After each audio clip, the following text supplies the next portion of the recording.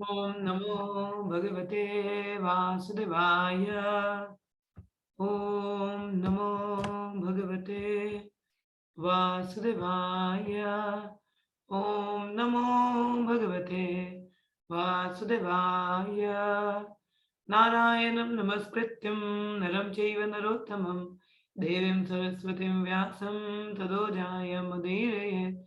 नष्टप्रायेषु भद्रेषु नित्यं भागवत सेवया भगवती उत्तमा श्लोके भवतद्भक्ति निष्ठिके त्वयि। ॐ अज्ञानतिमिरान्धस्य ज्ञानाञ्जनशलाकया चक्षुरुन्मिलितं येन तस्मै श्रीगुरुवे नमः। श्रीचैतन्यमनोभीष्टं स्थापितं येन भूतले स्वयं रूपा कदा मह्यं ददाति स्वपदान्तिकम्।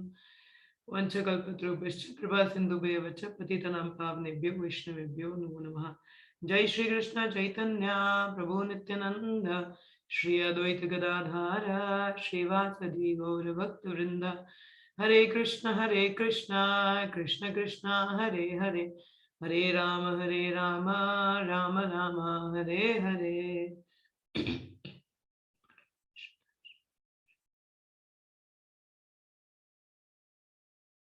मुखं करोति वाचालं पङ्गुलं गिरिधेयं यत्कृपातमहं वन्दे श्रीगुरु दीनतारिणं माधवम। हरे कृष्ण। आप सबका स्वागत है। हम लोग पढ़ रहे हैं श्रीमद् भागवतम का स्कंद 2 अध्याय 3 शुद्ध भक्ति में सेवा और हृदय का ट्रांसफॉर्मेशन। ठीक है, हम लोग आज पढ़ने वाले हैं श्लोक संख्या 18।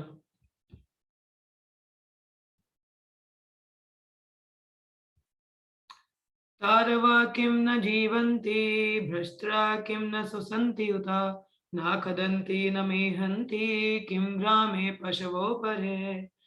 तारवा किं न जीवन्ति भ्रष्टरा किं न स्वसन्ति उता न खादन्ति न मेहन्ति किं ग्रामे पशवो परे। तारवा किं न जीवन्ति भ्रष्टरा किं न स्वसन्ति ता न खदन्ति न मेहन्ति किं ग्रामे पशवो परे। श्लोका पढ़िए कोई। हरे कृष्ण। हरे कृष्ण जी। तारवाक्यं न जीवन्ति वस्त्राक्यं न सन्तयुत् न खादन्ति न मेहन्ति किं ग्रामे पशवो अपरे। सर्वः किं न जीवन्ति वशता किं न श्रवन्ति उत न खादन्ति न मेहन्ति किं गृहे पशवो परे। नेक्स्ट। हरे कृष्ण। हरे कृष्ण। सर्वा किं न जीवन्ति भस्त्रः किं न श्रुतयुतः न खदन्ति न मेहन्ति किं ग्रामे पशवो परे। धन्यवाद। नेक्स्ट। हरे कृष्ण। हरे कृष्ण जी। सर्वा किं न जीवन्ति सदा किं न सर्वदा न कदाचित् न मेहन्ति किं ग्रामे पशवो परा। हो गया सबका।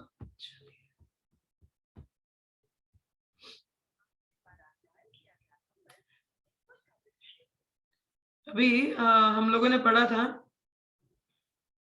कि कल हम लोगों ने वैसे चर्चा किया था परीक्षित महाराज के बारे में भी बताते हैं, कहते कि हमें उन टॉपिक्स के बारे में बताइए जो कंक्लूड कहाँ करते हैं, कृष्ण की ओर कंक्लूड। डायरेक्ट नहीं बोला कि डायरेक्ट कृष्ण का था, वो विषय भी चलेंगे जो कृष्ण की ओर प्रेरित करते हैं, कंक्लूजन वहां पे निकलता है। ठीक है, और कल हम लोगों ने चर्चा की कितना इंपॉर्टेंस है रीडिंग हियरिंग, मतलब श्रवण करना, संग में रहना, भक्ति उससे वृद्धि होती है। तो ये सब चीजें हम लोगों ने पढ़ी। तो यहाँ पे अभी कोई बोल सकता है कि आप तो कह रहे हो कि हियरिंग करो, साथ में चर्चा करो कृष्ण कथा का, ठीक है, एक जगह बैठ के, पर बैठ के श्रवण कीर्तन करने में इसमें क्या आनंद है? What is a fun? या तो हमारा गुणगान हो रहा था तब भी बात है, किसी और का गुणगान हो रहा है वो सुनने के लिए बैठे, क्या आनंद है इसमें? तो कोई पूछ सकता है ऐसे में। तो यहाँ पे तो यहाँ पे शौनक ऋषि इसमें ये जो वर्ष हम लोग अभी पढ़ा हम लोगों ने, इसमें उत्तर देते हैं कि ये भी इसका अनुवाद पढ़ेंगे हम लोग। तो इसी प्रश्न का उत्तर है कि जो लोग ऐसा कहते हैं कि एक जगह बैठ के श्रवण कीर्तन करके क्या आनंद है, अपना गुणगान हो तब भी किसी और का गुणगान सुनने को बोल रहे हो, कोई फन थोड़ी ना है, इसमें क्या आनंद आएगा। हाँ, तो शौनक ऋषि इन्हीं के उत्तर यहाँ पे देते हैं। क्या कहते हैं सॉरी शब्दार्थ। तरवः वृक्ष किम क्या ना नहीं जीवंती जीवित रहते हैं, भस्त्रा धोकनी किम क्या ना नहीं श्वसंती सांस लेते हैं, उत भी ना नहीं खादंती खाते हैं, ना नहीं मेहनती वीर्य सखलित करते हैं, किम क्या ग्रामे स्थान में, पशवः पशु तुल्य जीव, अपरे अन्य। अनुवाद। तो यहाँ पे शौनक ऋषि कहते हैं क्या वृक्ष जीते नहीं है? यदि आप बोलते हो कि जीवन का लक्ष्य तो होना चाहिए खाओ पियो मजे मारो, इसमें आनंद है, ये श्रवण कीर्तन करना, एक जगह बैठने क्या आनंद है इसमें। तो शौनक ऋषि क्या कहते हैं, आपने वृक्ष देखे हैं उनका जीवन कितना ज्यादा होता है, दीर्घायु होती है, जीवन जो वृक्ष होते हैं वो सबसे ज्यादा जीते हैं। But what is the fun, खड़े हैं की जगह पे।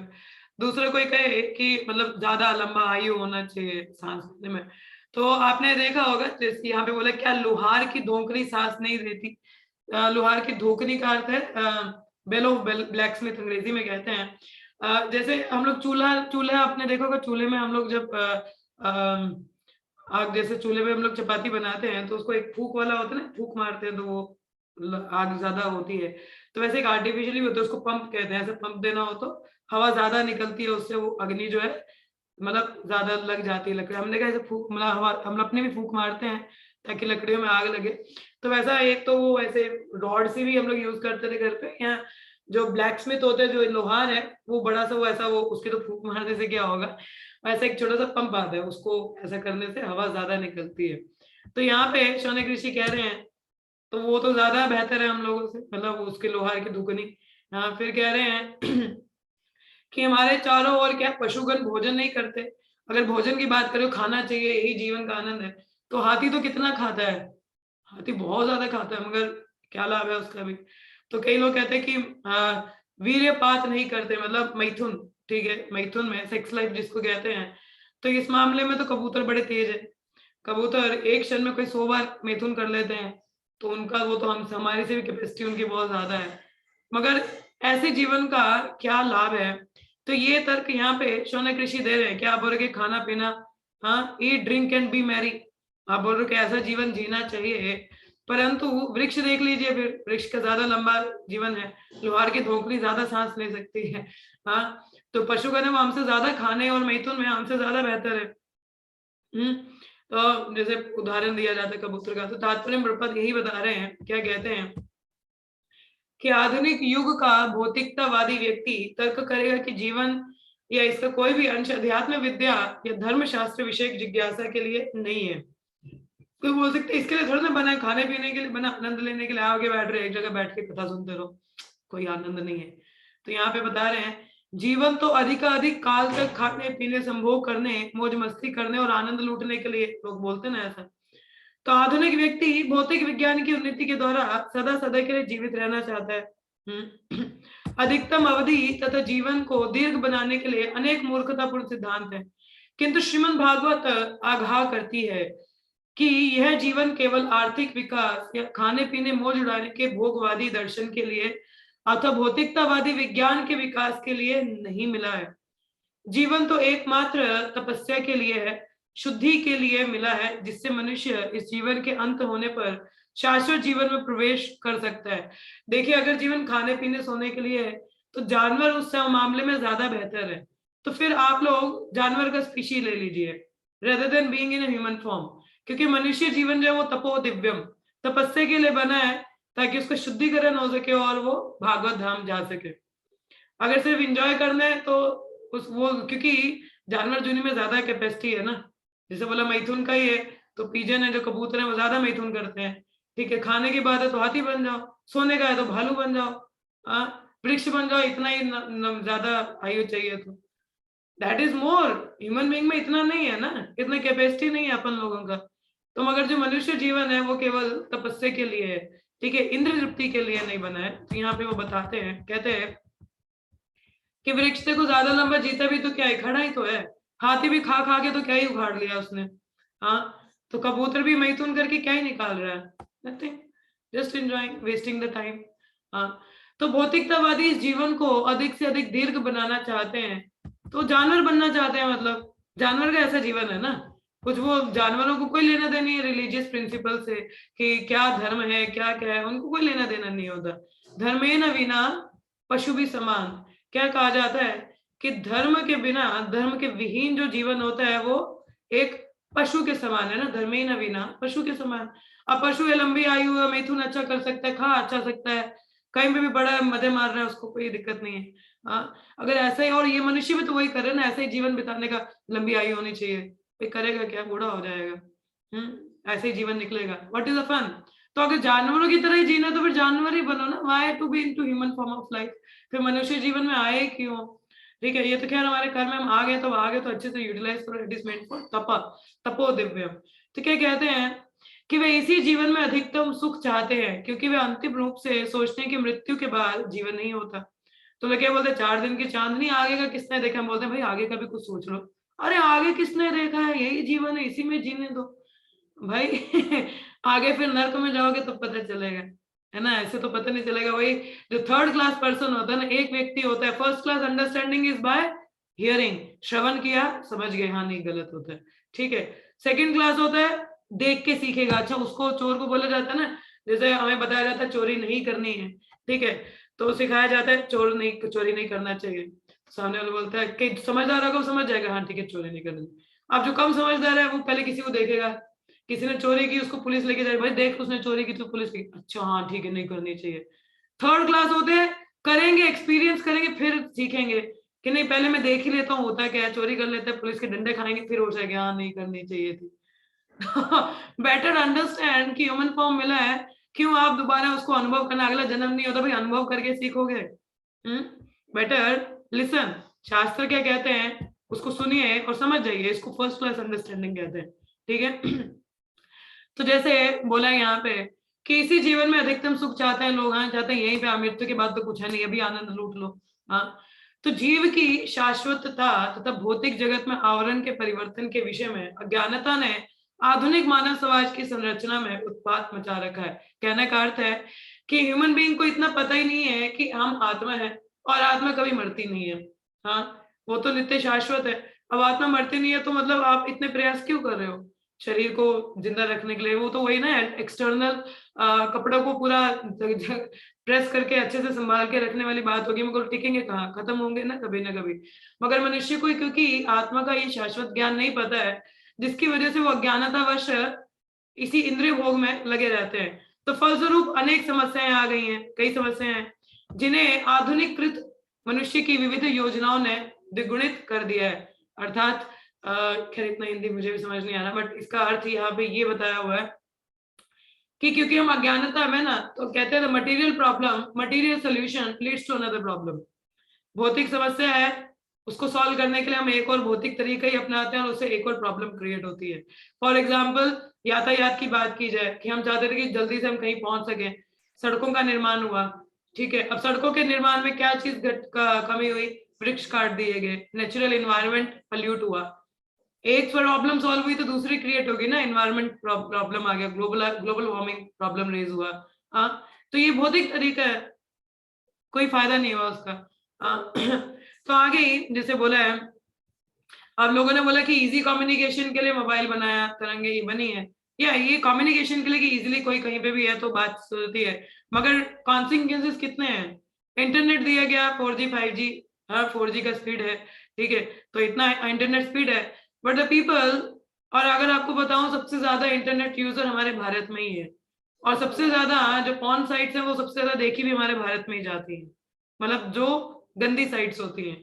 तो देख लो इसका नुकसान भी कितना है। और एक हमारा ही भारत है जो हमारी संस्कृति के लिए जाना जाता है, मगर ये देख लो इन चीजों का नुकसान भी है।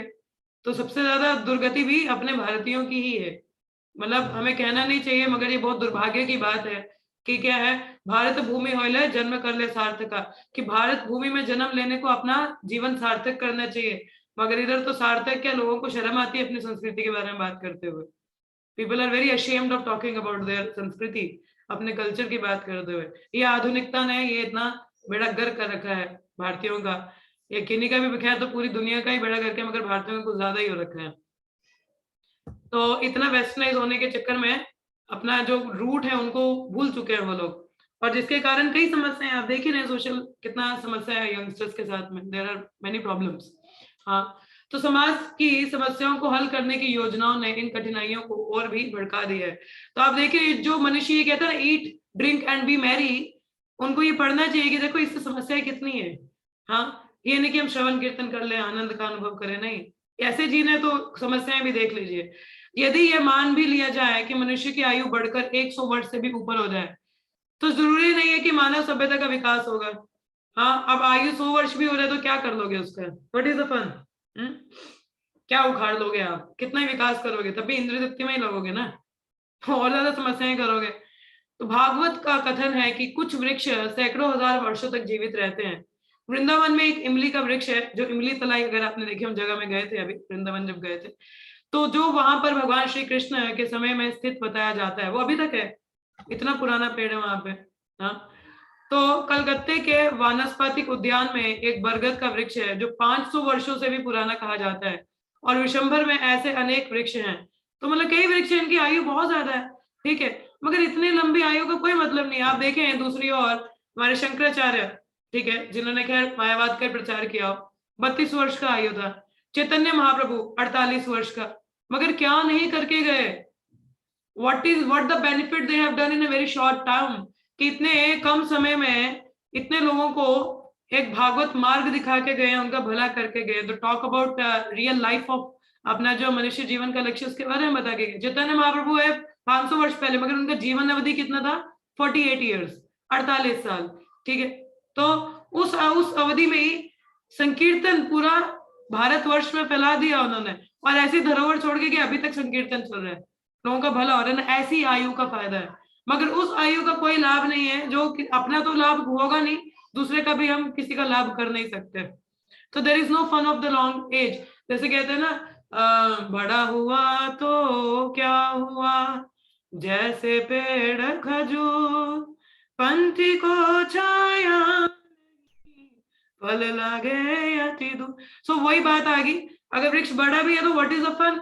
फल तो इतनी दूर है, छाया भी नहीं दे रहा, व्हाट इज, कोई मतलब नहीं है, किसी को यूजेज में नहीं है ना।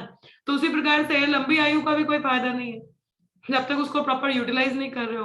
क्या फन है उसका? There is no fun.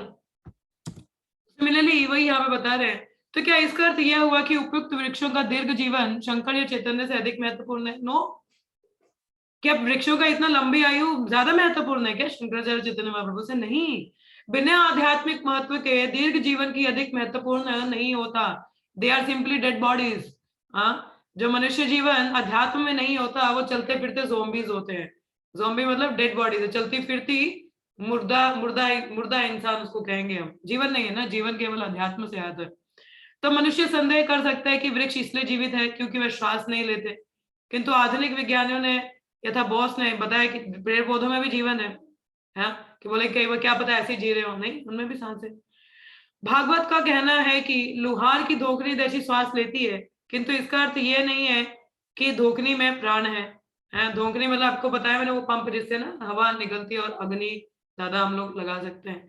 तो मगर उसमें सांस वो निकालती हवा ज्यादा है, तो इसका मतलब ये थोड़ी ना कि उसमें प्राण है, नहीं, उसमें प्राण नहीं है। तो भौतिकतावादी तर्क करेगा कि पौधे का प्राण तथा मनुष्य का प्राण एक समान नहीं है, क्योंकि पौधा ना तो नाना प्रकार के पकवान खा सकता है और ना संभोग का सुख उठा सकता है। इसके उत्तर में भागवत यह पूछती है कि क्या एक ही गांव में मनुष्य के साथ रहने वाले कुकुर सुकर नहीं खाते या विषयी जीवन नहीं बिताते हैं, ठीक है।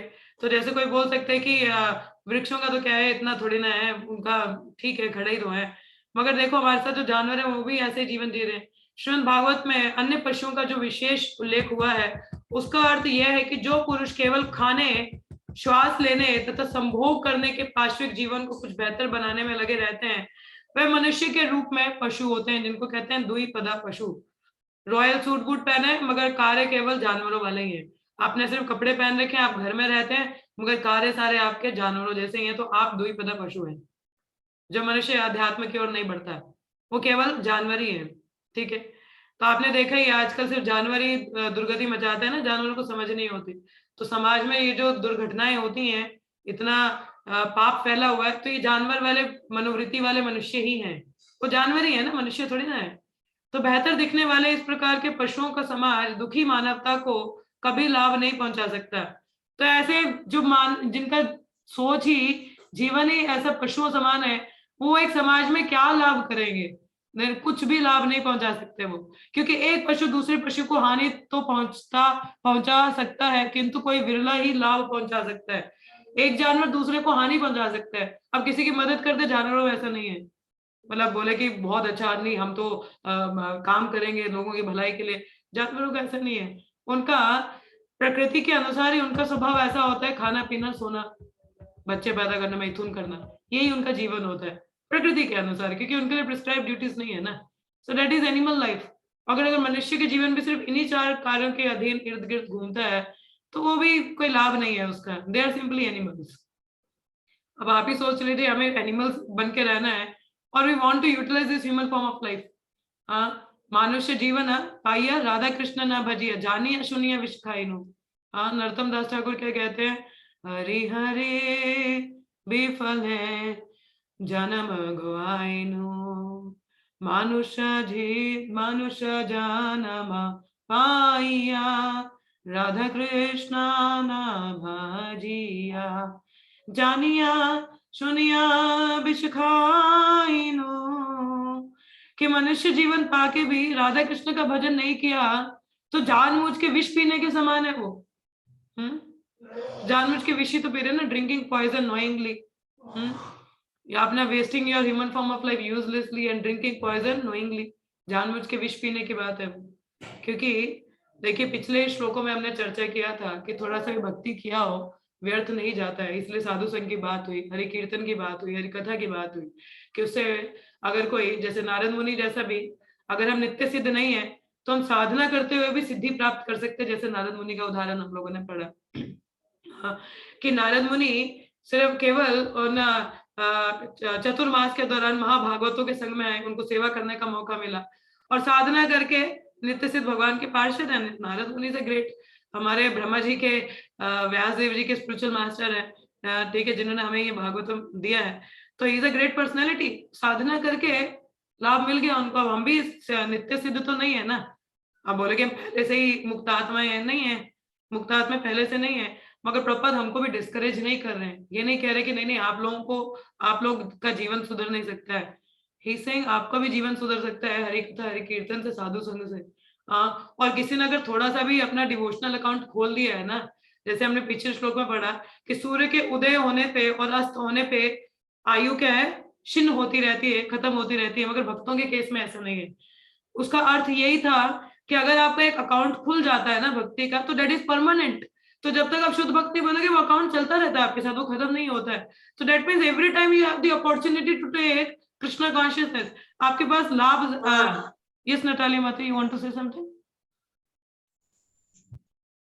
ओके, सो उसमें क्या है, लाभ ज्यादा रहता है, मतलब कि कोई किसी ने भक्ति के थोड़ा सा भी किया है तो आपके पास ज्यादा अपॉर्चुनिटी है, सुकृति है ना, तो संग आने का, भक्तों का संग मिलने का, हरि कथा हरि श्रवण का।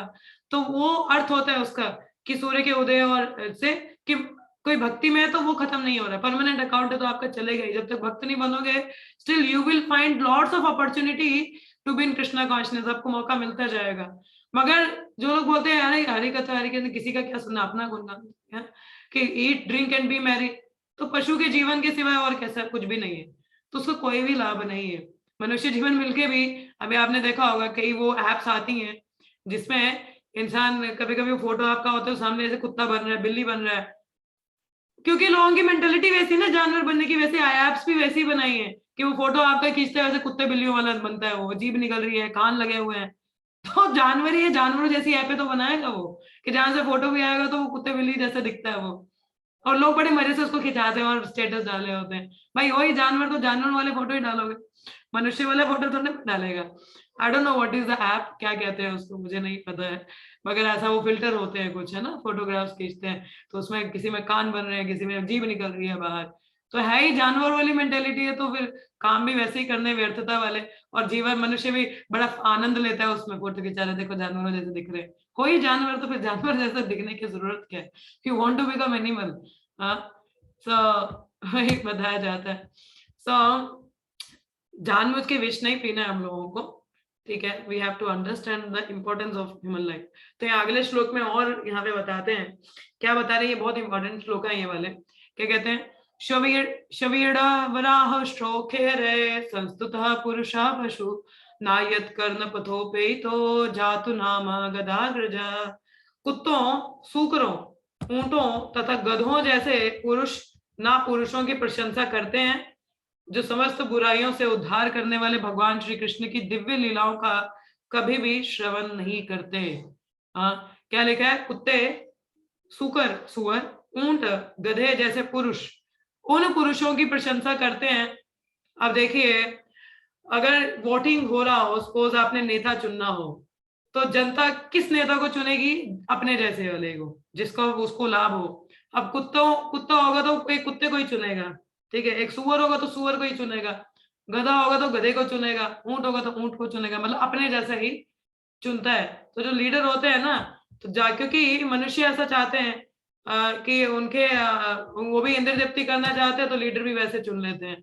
वो तो बहुत ही अलग बात है कि अगर लीडर अच्छे निकल जाए, ठीक है। तो जो समस्त बुराइयों से उद्धार करने वाले भगवान श्री कृष्ण की दिव्य लीलाओं का कभी भी श्रवण नहीं करते। तो ये जो जानवर हैं, वो अपने जैसे जानवरों की प्रशंसा करेंगे ना, भगवान के भक्तों की प्रशंसा क्यों करेंगे, वो पॉसिबल ही नहीं है। हाँ, तो जैसे अभी वही बोल रहे थे, कहते कि किसी और की कथा श्रवण की, हमारी कथा श्रवण होती तो हम सुनते। अरे किसी और की क्यों सुने, क्या लाभ है किसी और की प्रशंसा सुनते रहो, है कोई फन नहीं।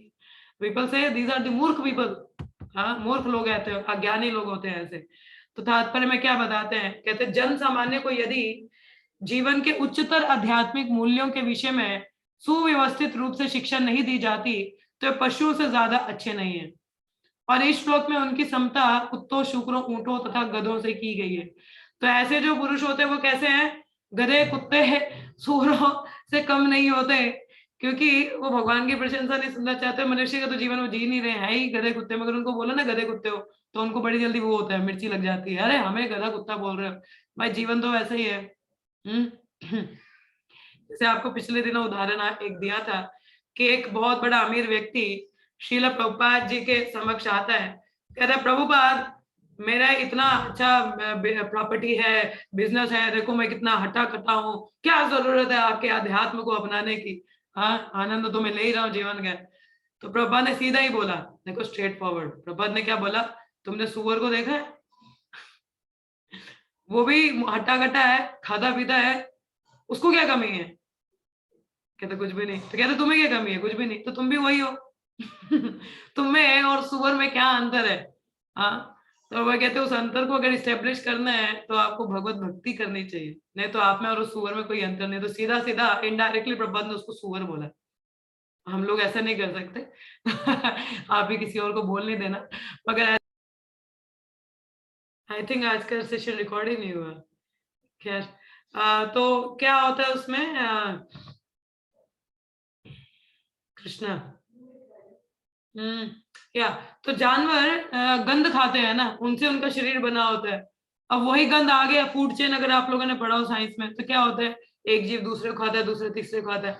अब जो जानवर है वो गंध खाते हैं, अब हम खा रहे हैं तो उनके द्वारा हमारे अंदर भी गंध आ रहा है, तो वो जो गंध खाते हैं हमारे अंदर भी जाता है। अब सुअर खाओगे ना, तो सुअर का जो मल खाया हुआ आपके अंदर भी जाएगा।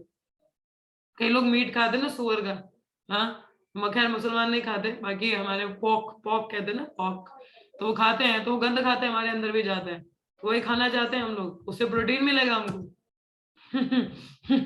कभी भी नहीं। तो उसे तथाकथित विटामिनों की पूर्ति के लिए पशुओं का अनुकरण नहीं करना चाहिए। अतएव मतलब पशुओं को इमिटेट मत करिए। अतएव जो व्यक्ति भोजन के मामले में विवेक से काम नहीं लेता, उसे शुकर के तुल्य बताया गया है। तो अगर आप ध्यान नहीं देते कि आप क्या खा रहे हो, तो आप सुअर हो, ठीक है। तो यहाँ पे आगे प्रपात बताते हैं, सॉरी,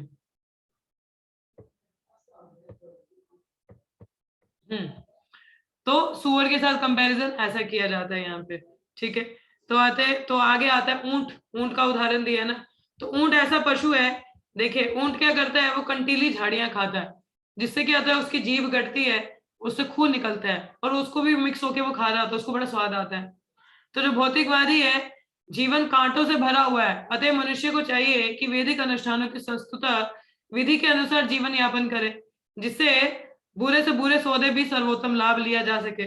भौतिक जगत में अपना ही खून चूसकर पालन पोषण करना होता है। भौतिक जगत कैसे अपना ही खून पिला रहे हैं, उसके बाद में कहीं निकलता है कुछ। हाँ, तो भौतिक भोग का आकर्षण केंद्र विषयी जीवन है और विषयी जीवन का भोग अपना खून चूसना होता है। इस प्रसंग में अधिक कहने की आवश्यकता नहीं है। जैसे ऊंट है, कंटीली टहनियां चबाते समय उसी का खून निकलता है, उसी को चूसता है, उसको मजा आता है। तो वैसा ही भौतिकवादी भी करते हैं, इसलिए उसको ऊंट की तरह कंपेयर किया गया। ठीक है। तो क्या लिखा है, इसी प्रकार बड़े बड़े व्यापारी और उद्योगपति जो विभिन्न साधनों से या संदेहास्पद साधनों में धन कमाने के लिए कठोर श्रम करते हैं, वे अपने ही रक्त से मिश्रित अपने कर्मों का कंटीला फल खाते हैं। इसीलिए भागवत में इन रुग्ण पुरुषों की गणना ऊंटों के साथ की गई है। गधा, अब गधे का उदाहरण दिया गया। गधा एक ऐसा पशु है जो सबसे बड़े मूर्ख के रूप में विख्यात है। गधा कठिन श्रम करता है और खुद के लिए बिना किसी लाभ के भारी से भारी बोझ ढोता है, और मनुष्य भी ऐसा ही करता है। हाँ, जैसे बताया गया, सामान्यतः दो भी गधे को रखता है जिसकी सामाजिक स्थिति सम्मानजनक नहीं होती, और गधे की सबसे बड़ी विशेषता यह है कि गधी द्वारा उसे दुलती मारे जाते रहने पर वह उसका अभ्यस्त हो जाता है। ठीक है। और जब गधा मैथुन के लिए ललचाता है तो गधी उसको टांग मारती है, फिर भी गधा उसी के पीछे पीछे लगा रहता है। हाँ, तो गधा कैसा होता है, पहले तो इतना बोझा ढोएगा, हाँ, बहुत सारा सामान ढोता है अपने मालिक के लिए, किसके लिए, घास के लिए, और घास तो चारों ओर मिलता है, मगर फिर भी वो बोझा ढोएगा कि नहीं मेरा मालिक मुझे घास देगा। और उसके बाद में गधी के पास जाएगा मैथुन के लिए, और गधी क्या है, लात मारती है मगर फिर भी पीछे पीछे भागेगा। अतः स्त्री के गुलाम मनुष्य की तुलना गधे से की जाती है। मनुष्य भी क्या है, पूरे दिन रात गधों की तरह कार्य करेगा और रात को आगे स्त्री के पीछे संभोग के लिए भागेगा, और ऐसा ही जीवन वो बिताता रहता है, जो कि सही नहीं है। ठीक है। तो जन सामान्य इस कलयुग में विशेष रूप से अत्यधिक श्रम करते हैं। इस युग में मनुष्य गधे के कार्य में लगा रहता है, वह भारी बोझा ढोता है और ठेला तथा रिक्शा खींचता है। मानव सभ्यता के तथा कथित विकास ने, आप बोलोगे माता जी हम ठेला ठेला थोड़ा ढोते हैं, हमारी तो अच्छी खासी नौकरी है, पर नौकरी भी किसी के लिए तो करे हो ना। जैसे वो भजन है, भजो रे मना, कि चापल सुख के लिए हम एक भौतिकवादी का सेवा करते हैं। ठीक है, मैं आपको बताती हूँ वाली लाइन क्या कहते हैं उसमें, उसी में ही आता है ये, एक सेकेंड। क्या कहते हैं, शीत आतप भात परिचन हे दिन जामिनी जागिरे, विफल से विनु कृपन दुर्जन चापल सुख लब लागिरे। कि क्या कहते हैं कि both in the day and night I remain sleepless, suffering the pain of the heat and cold, the wind and the rain. For a fraction of flickering happiness, I have usually served wicked and miserly man.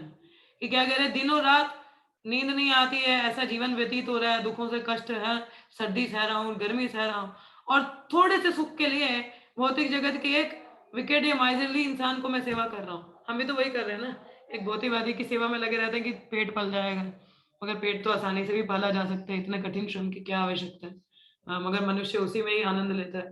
ठीक है। तो जैसा बताया जाता है, मानव सभ्यता के तथाकथित विकास ने मनुष्य को गधे के कार्य में लगा रखा है। बड़ी बड़ी फैक्ट्रियों तथा कार्यशालाओं में भी श्रमिक गण ऐसे भारी काम में लगे रहते हैं, और दिन भर कठिन श्रम करने के बाद फिर से बेचारे मजदूर को घर पर ना केवल काम सुख के लिए अपितु अनेक घरेलू कार्यों के लिए उसकी स्त्री लतियाती है। तो काम सुख तो है, फिर घर का खर्चा भी चलाना है, बेचारा क्या कहाँ काम क्या क्या करेगा। तो स्त्री पाल रखी ना, स्त्री रखी है तो फिर करना ही पड़ेगी मेहनत तो, है क्या करें। क्या लिखा है, अतः श्रीमद् भागवत द्वारा आध्यात्मिक प्रकाश से रहित सामान्य मनुष्य को कुकुर शुकुर ऊंटों तथा गधों की श्रेणी में रखा जाना अतिशयोक्तिपूर्ण नहीं है। तो हमें अगर भागवत कहता है कि इस तरह का नहीं बनना है हमें, हाँ, भले ही ऐसे अज्ञानी जनसमूह के नेता तमाम कुकुरों तथा शुक्रों द्वारा पूजित होने के लिए गर्वित हों, किंतु यह कोई सम्मान नहीं है। भागवत तो खुला घोषित करता है कि कोई व्यक्ति भले ही ऐसे कुकुरों शुक्रों के वेश में मनुष्य का नेता हो, किंतु यदि उसे कृष्ण के विज्ञान से अवगत होने में अभिरुचि नहीं है, तो ऐसा नेता भी पशु के अतिरिक्त और कुछ नहीं है। उसे शक्तिशाली प्रबल पशु या बड़ा पशु कहा जा सकता है, किंतु श्रीमद् भागवत के अनुसार उसे अपने नास्तिकतावादी स्वभाव के कारण मनुष्य की कोटि में कभी नहीं रखा जा सकता। अच्छा, दूसरे शब्दों में कुकुरों सुकुरों जैसे व्यक्तियों के ईश्वर विहीन नेता पशुओं से भी बढ़कर हैं, जिनमें पार्श्विक गुणों का अनुपात अधिक है। तो क्या हमको यहाँ पे समझना चाहिए कि हमें जो अपना जीवन है वो गधे कुत्तों की तरह नहीं निकालना है। ठीक है, जैसे ये स्टोरी शायद मैंने आपको पहले भी बताई थी कि मनुष्य को जैसे कलयुग में एज कितना होता है 100 ईयर्स, अब तो नहीं है, अब तो खैर 75 70 हो चुका है, मगर एवरेज कलयुग के लिए 100 साल बताई जाती है आयु। तो जैसे वो एक कथा आपको सुनाई थी एक ब्रह्मा जी वाली, कि वो ब्रह्मा जी के पास में क्या होता है, ब्रह्मा जी एक टाइम पे सबका एज कितना 40 कर देते हैं, बोला सबका 40 साल का आयु है।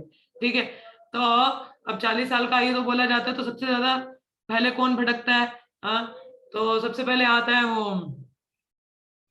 क्या नाम है उसका, तो एक गधा, कुत्ता और एक उल्लू, इस तरीके का जीवन जीते हैं। तो पहले एक गधा आता है तो कहता है ये क्या, मेरे को 40 साल, इतना इतना उम्र नहीं जीऊंगा मैं।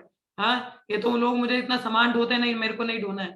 तो वो कहता है मेरे को डिस्काउंट कर दो। ब्रह्मा जी कहते ठीक है, तुम्हारा 50% डिस्काउंट, तो उसको 20 साल कर दिया। तो मनुष्य को होता है कि इतना क्या, मेरे को तो और चाहिए। तो मनुष्य जाता है कि है, तो ब्रह्मा जी कॉल करते भाई 20 साल का अकाउंट स्टॉक में आया, चाहिए क्या? तो बोला क्या बात करो, दे दो, मगर सुनो ये गधे का है। बोला नहीं नहीं चलेगा। तो 20 साल ले लेते हैं तो कितना, 40 वर्ष का आयु रहता है। तो 40 की 60 हो जाता है, तो गधों की तरह कार्य करता है वो। गधों की तरह ही लगा रहता है ना, काम करता है। तो उसके बाद में बोलता है ये और स्टॉक आएगा तो बता देना, अभी तो उम्र ही कितनी हुई है। तो बाद में कौन आता है? कुत्ता आता है। अब कुत्ता जब आता है, कुत्ता बोलता है नहीं, मैं भी भौंक भौंक के थक गया, मैं इधर भागो उधर भागो, लोग धुतकारते हैं, पत्थर मारते, नहीं मेरे को नहीं चाहिए ये जीवन। तो कुत्ता आता है, तो कुत्ता कहता है मेरे को भी डिस्काउंट करो। ब्रह्मा जी उसको भी डिस्काउंट कर देते हैं, 20, उसका भी आधा हो गया। तो फिर से फोन लगाते हैं मनुष्य को, भाई देख 20% हो रहा है डिस्काउंट में, चाहिए क्या, स्टॉक है? तो इंसान बोलता है हाँ अभी आ रहा हूँ, जस्ट संभाल के रखो। तो मनुष्य जाता है, मगर ब्रह्मा जी कहते हैं सुन ये कुत्ते का जीवन है। कहते नहीं नहीं चलेगा चलेगा, दे दो 20 साल और दे दो। तो अब रिटायर हो जाता है इंसान, तो कुत्तों की तरह भौंकता ही है ना, क्या करेगा? है बिजली तुम्हारा बाप बिल भरेगा, इतना नुकसान करते हो, अब रिटायर होके बोलेगा ही ना घर वालों को। तो ऐसा जीवन बिताता है। उसके बाद में जब आखिरी का, अब जैसे 80 वर्ष हो जाता है, तो ब्रह्मा जी को बोलते हैं अभी सेंचुरी मारना है, थोड़ा और स्टॉक में आएगा तो बताना मेरे को। ब्रह्मा जी बोलते ठीक है। तो बाद में उल्लू जाता है, तो उल्लू क्या करता है, उल्लू बोलता है बहुत हो गया, 40 साल बहुत है मेरे लिए। दिन में देखो कहाँ पे भी जाता लोग अपशगुन मानते हैं, हाँ मेरे को ऐसे धिक्कारते हैं, नहीं चाहिए ऐसा जीवन। ब्रह्मा जी कहते ठीक है, तुम्हारा भी आधा डिस्काउंट किया। तो आधी रात को जाता है, उसका नाइट शिफ्ट होता है ना एक्चुअली, उल्लू का दिन में थोड़ा जागा होता है, तो रात को जाता है, ब्रह्मा जी को तंग करता है, यार इतनी रात को कौन आया? ब्रह्मा जी फोन लगाते हैं मनुष्य को, कहते रुको रुको अभी आ रहा हूँ मैं, कोई बात नहीं। मनुष्य आता है, वो 20 वर्ष भी ले लेता है साथ में। तो जब 20 वर्ष उसको मिलता है, तो ब्रह्मा जी कहते हैं उल्लू का जीवन है, चाहिए चलेगा क्या? बोला अरे सब चलेगा चलेगा चलेगा।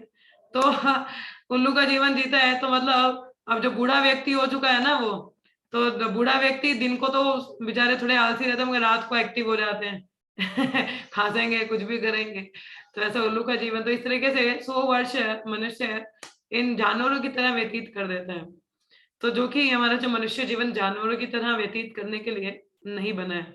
तो we have to be very careful कि मनुष्य जीवन मिला है तो राधा कृष्ण की सेवा में लगाना है, तभी क्या है इसका सदुपयोग है, नहीं तो दुर्गति है।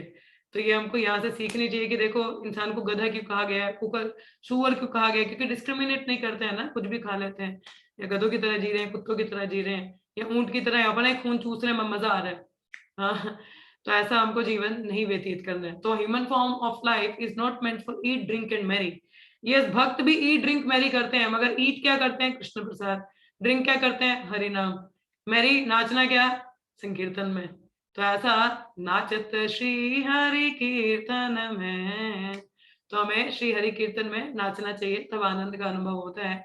खाना है भगवान भगवत प्रसाद पाइए। तो इस तरीके से जीवन यदि हम व्यतीत करें तो इसका कुछ सफलता है।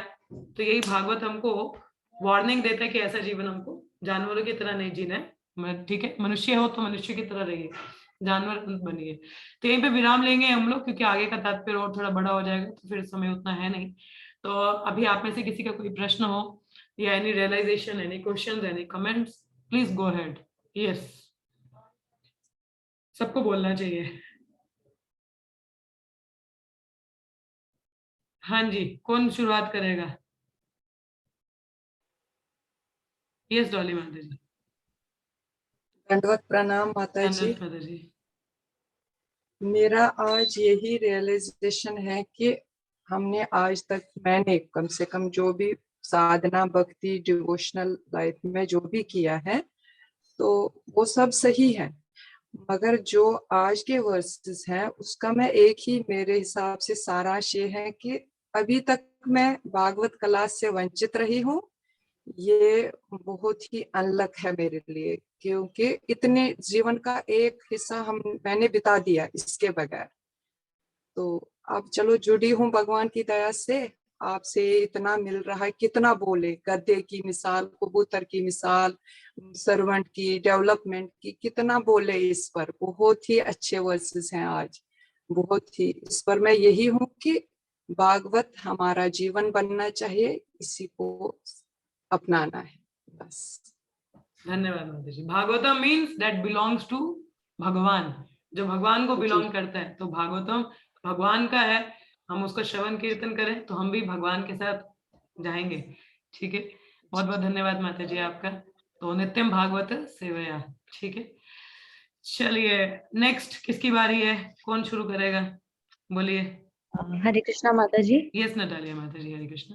माता जी मतलब ये जो है आपने जो भी सारा बताया, इज इट ट्रू? मतलब अकॉर्डिंगली या यस, ये सिर्फ एग्जांपल थी नहीं नहीं कि सच में मतलब माता जी, जो झूठ ह्यूमंस नहीं है। हैं, जो ह्यूमंस ने मतलब ब्राह्मणों से नहीं नहीं, वो ब्रह्मदेव से, स्टोरी इट्स एलोगरी स्टोरी वो स्टोरी है टू ना? मेक हाँ, ह्यूमन रियलाइज। हाँ रियलाइज। ओके ओके हाँ, ओके, मतलब मुझे वो वही लगा, स्टोरी मैंने कहा है। कि कंपेयर क्योंकि किया गया कि मनुष्य का बिकॉज एक एज के भौतिकवादी का हिसाब जीवन से, कैसा हाँ। होता है। जी जी जी जी, ठीक, ठीक है, बिल्कुल करेक्ट। थैंक यू माता जी। ओके। Anyone else? इस स्टोरी खैर मैं पहले भी सुना चुकी हूँ, इसलिए मैंने इतनी डिटेल में नहीं बताई। और कोई नेक्स्ट कौन बोलेगा भाई? नेक्स्ट किसकी बारी है? Yes go ahead, don't waste time, इतना समय नहीं है व्यर्थ करने के लिए। हाँ जी, नेक्स्ट किसका कोई रियलाइजेशन है या कुछ प्रश्न है? मैं खुद ही नाम लूं आप लोगों के? काशी माता जी आप शुरू करो, कल आप चले गए थे, आपने बोला नहीं था कुछ। राशि माता जी, कमलेश भट्ट माता जी, हो वहां पे कि सो गए हो? हरि बोल। हरे कृष्णा माता जी। जागे हो? प्रणाम माता। नहीं नहीं, जाग गए, सुन वो हाँ, उठा रही थी। बताइए फिर क्या सीखा आपने? माता जी, सीखने के लिए तो बहुत कुछ मिल रहा है। हाँ हाँ, इम्प्लीमेंटेशन कितना है? बहुत है माता जी। बताइए आज का क्या सीखा आपने? आशीर्वाद देते चलो, तुम ऐसे सीखते रहेंगे। हम्म, आशीर्वाद देते रहो, बस ऐसे सीखते रहेंगे माता जी। चलिए नेक्स्ट कौन बोलेगा, शुरू करो। भक्तों की सभा में कभी भी ऐसे शांति से नहीं जाना चाहिए, वो भी अपराध होता है। सुना आपने, वैष्णव अपराध मत करिए। नेक्स्ट कौन बोलेगा? यस प्रिंसी माता जी बोलिए। हरे कृष्ण माता जी, हरे प्रणाम। कृष्णा।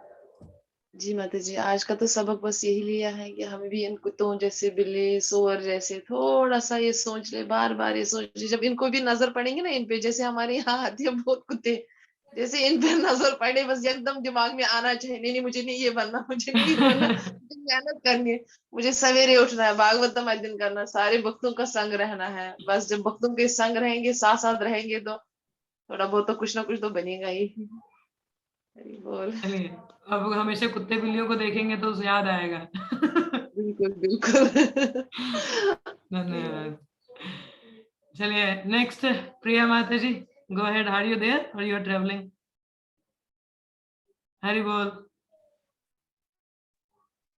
जी माता जी मैं बताइए। इसलिए भी निकल रही हूँ ना मैं तो। हाँ तो जल्दी जल्दी निकलते निकलते बताओ। एक्चुअली फिर मुझे लेट हो जाएगा। 2 मिनट लगेंगे, 2 मिनट भी नहीं मैं लगेंगे बाद में ज्यादा से बोलती हूँ, लास्ट में। ज्यादा। हैं? मैं लास्ट में बोलती हूँ। लास्ट में बोलोगी?